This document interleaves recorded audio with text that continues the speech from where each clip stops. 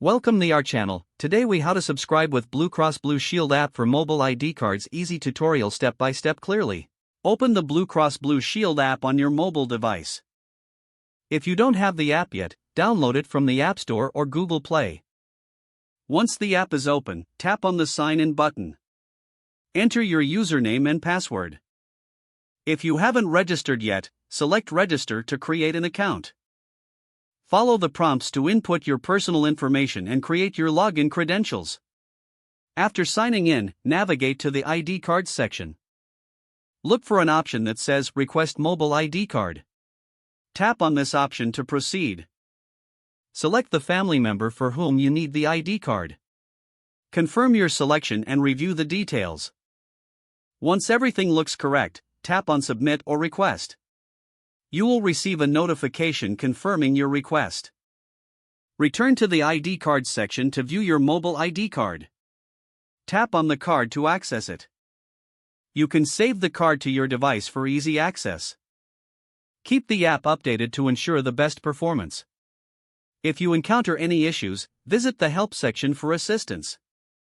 Now you are ready to use your mobile ID card conveniently. If the page does not load, refresh the browser or try again in a private or incognito window. Make sure you are using the correct email address, then retype it carefully to avoid small typos. If your password is not accepted, use the reset option and create a new strong password you can remember. Check your spam folder for verification or security emails, then complete any requested confirmation steps. Enable two-factor authentication if available to improve account security and reduce unauthorized access risk. After signing in, review your profile details so your contact information and settings are accurate and current.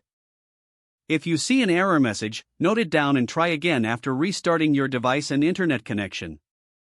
Log out when you finish, especially on shared devices, to keep your account and payment information secure. If the page does not load, refresh the browser or try again in a private or incognito window.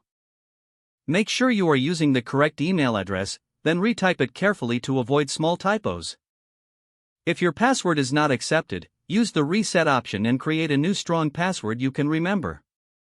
Don't forget to like this video and subscribe to our channel for more step-by-step tech guides.